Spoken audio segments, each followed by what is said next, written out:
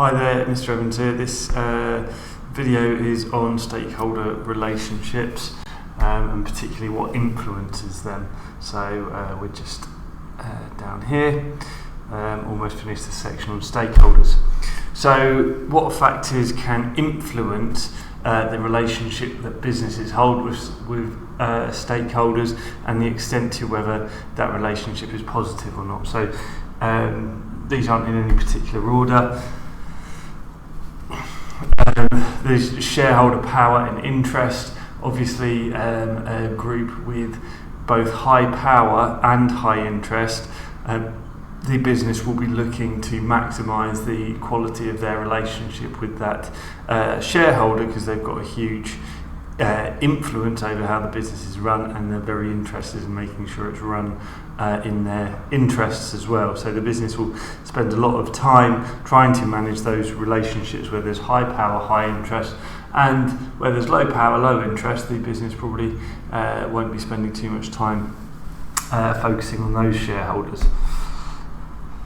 Secondly, we've got the objectives of the company, and particularly the approach that they take to profit. So we could describe some businesses as profit maximisers. These would be businesses that aim to achieve the most amount of profit that is possible.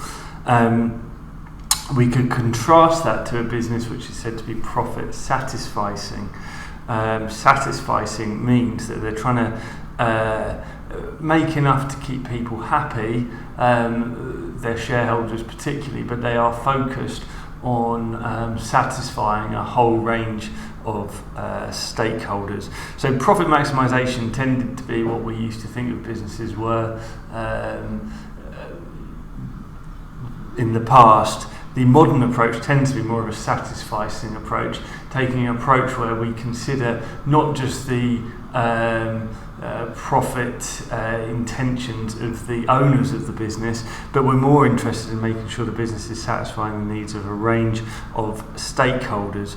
Obviously, if a business is taking a profit maximising approach, they will be keen on maintaining a good relationship with their shareholders, but maybe at the cost of other relationships.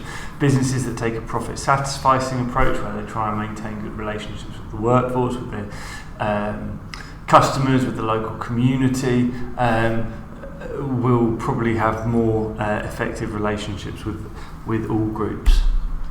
The management style that the organisation decides to follow, or the organisation, sometimes they don't decide to follow a management style, but nevertheless, the management style that the organisation uses, are they using an authoritarian style where they will kind of steamroller the views of employees and unions and so forth, or do they take a more inclusive approach to management, a bit of a softer approach? Probably that will improve relationships if they're taking a bit of a softer approach. The ownership of the business. A sole trader is likely to be able to know the staff inside out. I guess this relates to size as well. You could probably class this as ownership and size. A sole trader may know the customers individually, probably knows the employees very well, and spends time working on those relationships, whereas a public limited company, they're far bigger. You might not feel like you know anyone at Tesco when you go in there, or whereas maybe if you've got a small business, they're able to maintain better relationships with individual customers. The impact of the external environment, external influences. Text messaging makes, not just text messaging, electronic communications make it much easier for businesses to communicate with their suppliers, with their customers, even with their employees. That could be positive or negative, I suppose. Employees getting emails at 10 o'clock at night asking them to do things might lead to a less satisfied workforce. But maybe you'll have happier customers if you're able to tell them what's going on. Finally, media pressure. may well have an influence on an organisation's relationship with its